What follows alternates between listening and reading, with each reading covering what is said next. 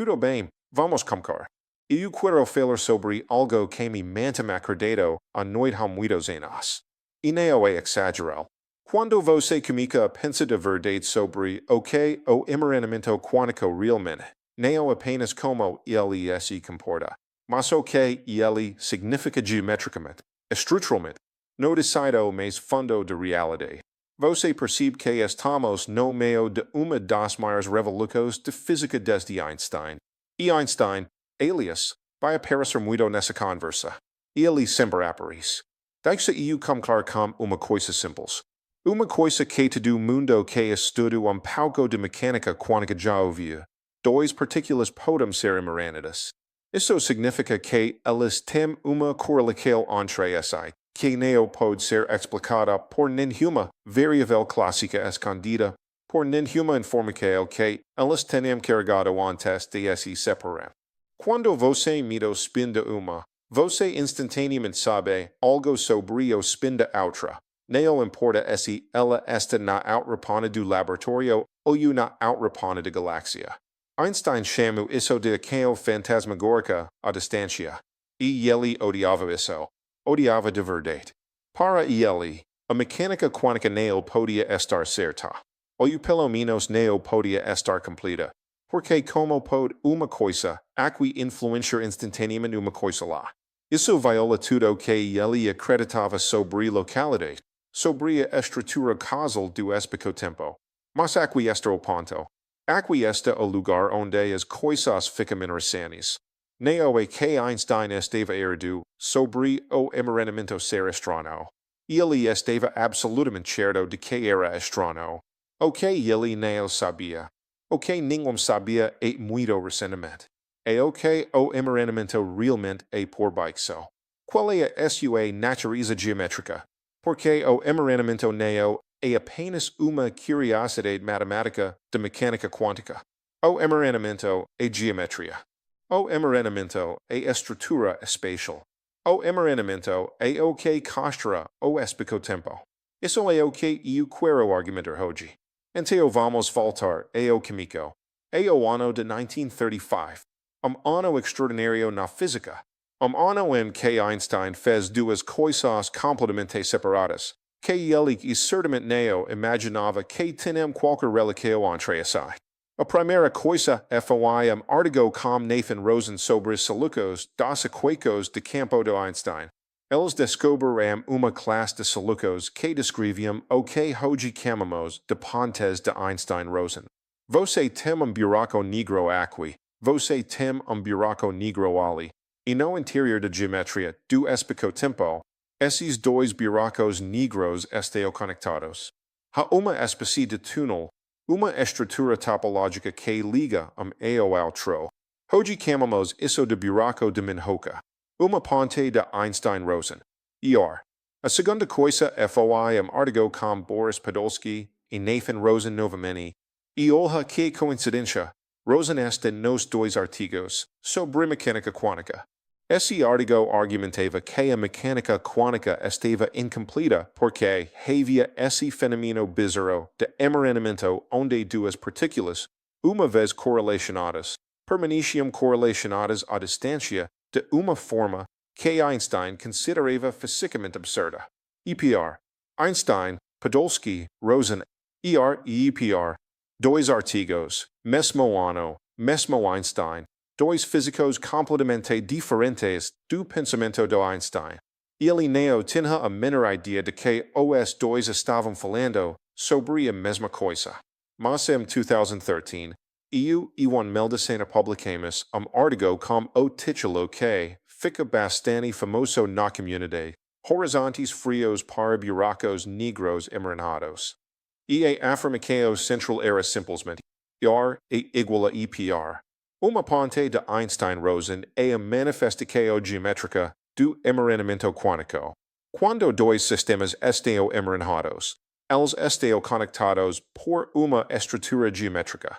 Quando dois buracos negros têm uma ponte de Einstein-Rosen entre eles estão emaranhados. São a mesma coisa. Agora, deixa eu ser honesto com vocês. Isso não é uma prova matemática rigorosa. É uma conjectura. Uma conjectura muito bem motivada, com muita evidência inderida, mas ainda assim uma conjectura. Mas é o tipo de conjectura que, se for verdade, muda completamente a forma como pensamos sobre o espaço, sobre o tempo, sobre a gravidade e sobre a mecânica quântica. Então, como chegamos a isso? Como essa ideia surgiu? Vamos construir o argumento passo a passo. Primeiro, buracos negros. Buracos negros são objetos fascinantes. Todo mundo sabe que eles têm uma gravidade tão intensa que nem a luz pode escapar. Mas do ponto de vista da física quântica, buracos negros são ainda mais fascinantes. Na década de 1970, Stephen Hawking mostra que buracos negros são completamente negros. Eles emitem radiação. Radiação de Hawking. E como eles emitem radiação? Através do emaranhamento. Na fronteira de buraco negro, no horizonte de eventos, pairs de partículas surgem do vácuo quântico. É uma coisa que acontece no vácuo quântico o tempo todo. Pairs de partícula e antipartícula surgem, existem brevemente, e se aniquilam. Mas no horizonte de eventos, uma das partículas do par cai para dentro do buraco negro, e a outra escapa para o exterior. As duas estão emaranhadas uma como a outra. O buraco negro absorve uma e emite a outra. E ao longo do tempo, esse processo vai fazendo o buraco negro perder massa. Gradualmente, lentamente, o buraco negro evapora. E quando ele desaparece completamente, o que acontece com toda a informação que caiu dentro dele? Esse é o paradoxo do informação do buraco negro, uma das questões mais profundas da física moderna. E foi esse paradoxo que nos levou, indiretamente, ao ER igual a EPR. Aqui está o problema, formulado de uma forma bem concreta. Você tem buraco negro que está evaporando. A radiação de Hawking que saiu do buraco negro nos estágios iniciais de evaporação está emaranhada com o interior do buraco negro. Mas depois de muito tempo, quando o buraco negro já evapora bastante, a radiação que está sendo agora precisa estar emaranhada com a radiação antiga que já saiu, porque a mecânica quântica preserva informação e os estados precisam ser consistentes. E então você tem problema. A radiação que sai agora não pode estar maximamente emaranhada com duas coisas ao mesmo tempo. Com a radiação velha lá fora e com o interior do buraco negro. A mecânica quântica não permite isso. Há limite de emaranhamento que qualquer sistema pode ter isso chama monogamia do emaranhamento. Qubit não pode estar maximamente emaranhado com dois sistemas diferentes simultaneamente. Se você forcar essa situação, você obterá uma inconsistência. E a forma como essa inconsistência se manifesta é dramática, muro de energia, firewall, no horizonte de eventos. A ideia de que qualquer coisa que tentasse cruzar o horizonte de buraco negro seria instantaneamente destruída. O que contraria completamente a relatividade geral. Que diz que observador quando buraco negro não deve notar nada, especial no momento que cruza o horizonte. Esse é o paradoxo do firewall. Foi proposto por Almhiri, Merov, Polchinski e Sully em 2012. E causou grande burburinho na comunidade de física teórica. E foi resposta a esse problema que Meldicena teve a ideia. E ele me mandou e-mail. E o e-mail era curto, quase criptográfico. Dizia essencialmente, LAR igual a EPR. E de repente tudo fez sentido. A solução para o paradoxo do firewall, pelo menos dentro do contexto de ER igual a EPR, é a seguinte. O emaranhamento entre a radiação de Hawking que sai e o interior do buraco negro não cria uma inconsistência, porque esses dois sistemas estão conectados por uma ponte de Einstein-Rosen. Não é que a radiação velha está emaranhada com o interior de uma forma que viola a monogamia do emaranhamento com a nova radiação. A estrutura é mais sutil. A geometria do espaço-tempo conecta essas coisas de uma forma que resolve o paradoxo. O firewall desaparece quando você leva a sério a ideia de que Emaranhamento é geometria. Agora, vamos dar passo para trás. Porque eu acho que é importante entender de onde vem a evidência mais forte para ER igual a EPR. E ela vem de uma descoberta que Meldicena fez em 1997 e que mudou completamente a física teórica. A correspondência ADS/CFT, ADS quer dizer antidecidere, é tipo especial de espaço-tempo, com curvatura negativa, como uma sila. CFT quer dizer teoria de campo conformal. É uma teoria quântica de campos, sem gravidade, que vive na fronteira des espaço-ADS. O que Meldicena descobriu é que a física quântica de gravidade dentro de espaço ADS é completamente equivalente à física de uma teoria de campo quântico sem gravidade que vive na fronteira deste espaço. É uma dualidade. O interior e a fronteira descrevem a mesma física de formas completamente diferentes. Essa correspondência é holográfica. Toda a informação sobre o que acontece no interior do espaço de 3 dimensões está codificada na teoria de 2 dimensões que vive na fronteira. É como holograma.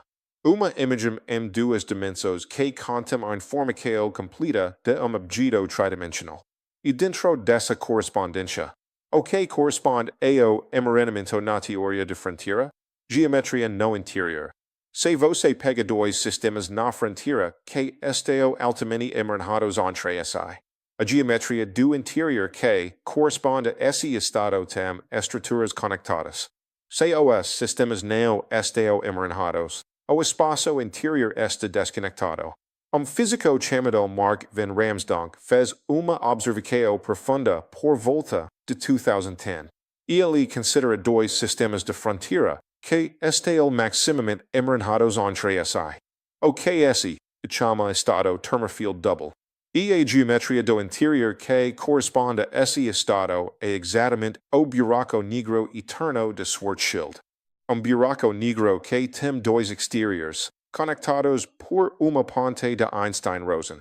Van Ramsdonk fez o seguinte experimento mental. ESEU progressivamente diminuiu o emaranhamento entre os 2 sistemas de fronteira. O que acontece com a geometria interior? A resposta é: a ponte de Einstein-Rosen fica mais comprida, mais estreita, e que eventualmente o espaço se divide em 2 pedacos desconectados. Isso é extraordinário. A conectividade geométrica do espaço-tempo interior é mantida pelo emaranhamento quântico na fronteira. Se você remove o emaranhamento, você rompe o espaço. O espaço literalmente se fragmenta quando o emaranhamento diminui. A conclusão que Van Ramsdonk tirou foi: o emaranhamento castra o espaço-tempo. Sem emaranhamento, não há espaço. O espaço emerge do emaranhamento. E isso é resultado profundo, mas também resultado perturbador. Porque ele implica que o espaço-tempo nele é fundamental. O espaço-tempo é uma propriedade emergente de algo mais fundamental, que é o emaranhamento quântico entre os graus de liberdade microscópicos. Deixe-eu tentar colocar isso de outra forma, porque eu acho que é importante que vocês entendam a inversão radical que está acontecendo aqui. Na física clássica, na física de Newton e de Einstein, o espaço-tempo é o palco onde a física acontece. É a arena. As partículas existem no espaço. Os campos existem no espaço. A gravidade é a curvatura do espaço-tempo. Mas o espaço-tempo MSI é a estrutura fundamental, o pano de fundo. O que estamos descobrindo, através da correspondência AD/CFT e através de ER igual a EPR, é que essa visão está de cabeça para baixo. O espaço-tempo não é o pano de fundo. O espaço-tempo é uma propriedade emergente. A coisa fundamental é o emaranhamento entre graus de liberdade quânticos. E a geometria que você associa a esses graus de liberdade quânticos é o que chamamos de espaço-tempo. O espaço não está lá esperando para ser habitado pelas partículas. O espaço emerge das correlações entre as partículas. Agora, existe uma fórmula que torna tudo isso muito concreto. a formula de Ryu-Takayanagi. Shinsei Ryu-Takayanagi descobriu em 2006 na correspondência AD/CFT. A entropia de emaranhamento de uma região na fronteira é igual à área de superfície mínima no interior que tem essa região como fronteira, dividida por 4 vezes a constante gravitacional de Newton. É exatamente análogo à fórmula de Bekenstein-Hawking para a entropia de buraco negro. A entropia de buraco negro é proporcional à área de SU horizonte. E aqui, a entropia de emaranhamento de uma região na teoria de fronteira é proporcional à área de uma superfície no interior. Isso é geometria emergindo do emaranhamento como uma precisa quantitativa. Neo é só uma analogia qualitativa. É uma equação. A entropia de emaranhamento na fronteira é medida por área no interior. O emaranhamento cria a geometria. E tem uma consequência imediata disso que é particularmente elegante. Se você comica com uma certa distribuição de emaranhamento na fronteira e você aumenta gradualmente o emaranhamento entre certas regiões, você está, de acordo com a fórmula de Ryu-Takayanagi, conectando regiões no interior. Você está literalmente construindo espaço. Mais emaranhamento significa mais conectividade geométrica. Menos emaranhamento significa mais separação geométrica. O emaranhamento neo é apenas uma propriedade dos estados quânticos. O emaranhamento é a cola que mantém o espaço-tempo unido. Agora, eu sei que algumas pessoas nesta plateia estão pensando, tudo bem, isso funciona dentro da correspondência AD/CFT, que é uma situação muito específica, ao espaço-tempo com fronteira, com curvatura negativa. Mas o nosso universo não parece ser assim.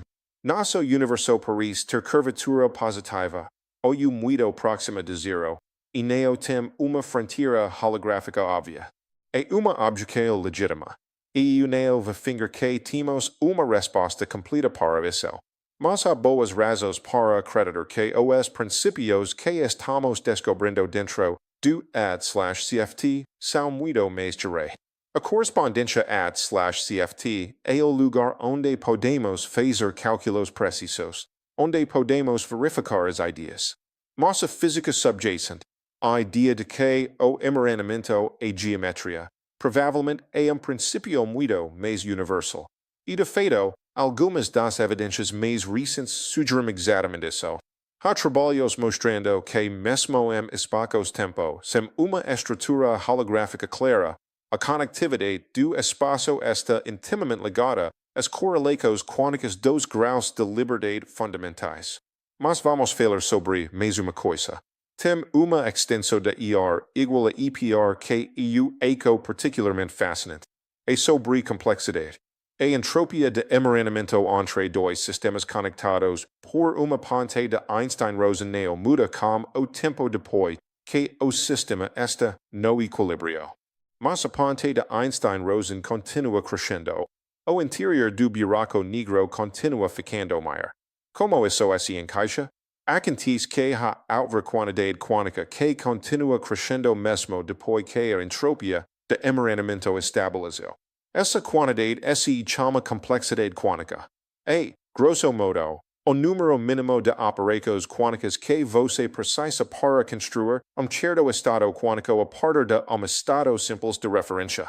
E a conjectura que eu e meus colegas, em particular Adam Brown e Douglas Stanford, desenvolvemos é que o volume de ponte de Einstein-Rosen é proporcional à complexidade quântica do estado correspondente na fronteira.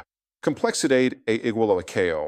É a KO gravitacional do interior do buraco negro, avaliada em certas superfícies, é proporcional à complexidade quântica do estado de fronteira. E isso tem uma implicação bonita. A complexidade de estado quântico continua crescendo por muito tempo, por tempo exponencialmente longo na entropia.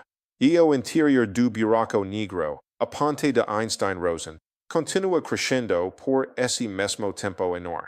A geometria interior registra a complexidade do estado quântico. Então temos três relatos fundamentais emergindo desse arcabouço. Primeiro, Entropia de Emaranhamento corresponde à área de superfícies no interior, a fórmula de Ryu-Takayanagi. Segundo, Emaranhamento corresponde à conectividade geométrica, ER igual a EPR. Terceiro, complexidade quântica corresponde ao volume no interior, a conjectura complexidade-volume. Geometria, informação quântica. Informação quântica e geometria. Agora, o que isso tudo implica para nossa compreensão do espaço-tempo? Implica que quando queremos entender a emergência do espaço-tempo, devemos olhar para a estrutura do emaranhamento e da complexidade dos estados quânticos fundamentais. O espaço-tempo é uma descrição macroscópica emergente de uma realidade microscópica que é puramente quântica. É pouco como a temperatura.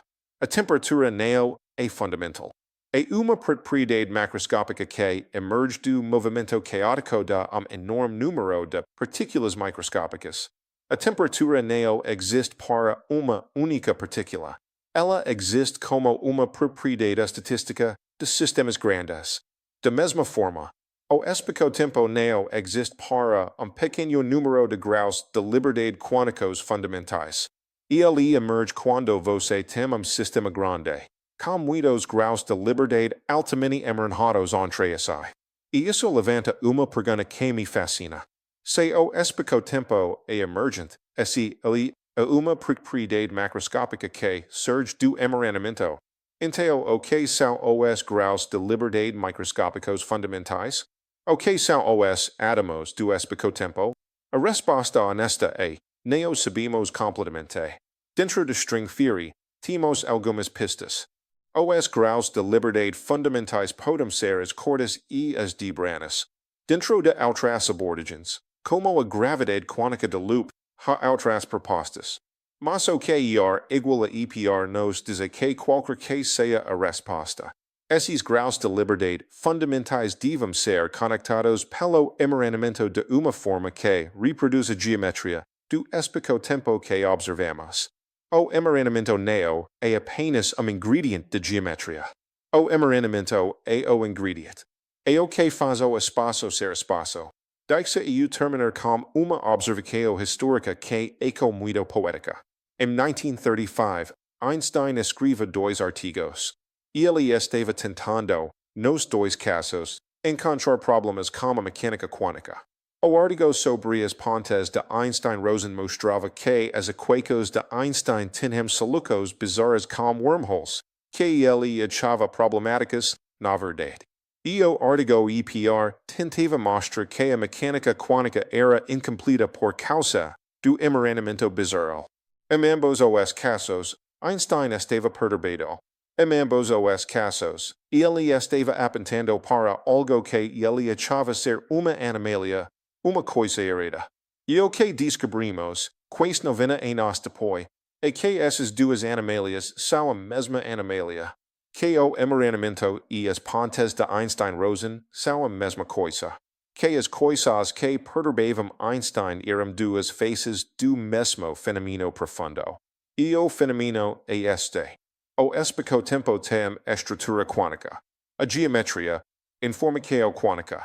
O que parecia ser uma scale fantasmagórica à distância é na verdade uma conexão geométrica real. E o que parecia ser uma solução matemática curiosa das equações de campo é na verdade a geometria do emaranhamento. Einstein estava perturbado pelas coisas certas. E ele apenas não sabia que as duas perturbações eram a mesma coisa. E nós, em 2013, quando Maldecena e eu percebemos isso, ficamos muito animados. Porque isso não é apenas uma curiosidade matemática. Isso é a estrutura de como o espaço-tempo funciona em nível fundamental. E isso tem implicações enormes para o problema que todos nós queremos resolver. Uma teoria quântica de gravidade. Uma teoria que unifica a mecânica quântica com a relatividade geral. Essa teoria não vai ser obtida apenas quantizando a relatividade geral, no sentido de pegar as equações de Einstein e aplicar a elas o procedimento padrão de quantização. Não vai funcionar assim. A relatividade geral, o espaço-tempo, é emergente. Não é o ponto de partida. É a conclusão. O ponto de partida é o emaranhamento. O ponto de partida é a estrutura quântica do informação, e o espaço-tempo emerge dessa estrutura da mesma forma que a temperatura emerge do movimento molecular. Temos longo caminho pela frente. Isso é claro. Mas eu acho que estamos no caminho certo. E o caminho é fascinante. Quando eu era jovem, muito jovem, trabalhando como encanador no Bronx antes de entrar para a Física, eu nunca imaginaria que dia estaria argumentando que o espaço não existe de forma fundamental, que o espaço é uma propriedade emergente do emaranhamento quântico, que buracos de Minhoca e emaranhamento são a mesma coisa. A física tem essa capacidade de nos surpreender de formas que veio completamente além de qualquer intuição. E o que ER igual a EPR nos diz que a intuição geométrica, a ideia de que o espaço é algo que está lá, sólido e real, é uma aproximação. Uma boa aproximação para sistemas grandes e clássicos, mas para a física fundamental, o que é real é o emaranhamento. O que é real é a estrutura quântica da informação. E a geometria, a lindíssima geometria de Einstein, as equações que descrevem a curvatura do espaço-tempo, os buracos negros, as ondas gravitacionais. Tudo isso emerge dessa estrutura. É o holograma. Não é o fundamental. O fundamental é invisível. O fundamental é o emaranhamento quântico, tecendo o espaço a cada momento, conectando pontos que parecem distantes em uma manifestação mais profunda da mesma realidade. E eu acho isso simplesmente extraordinário. Obrigado.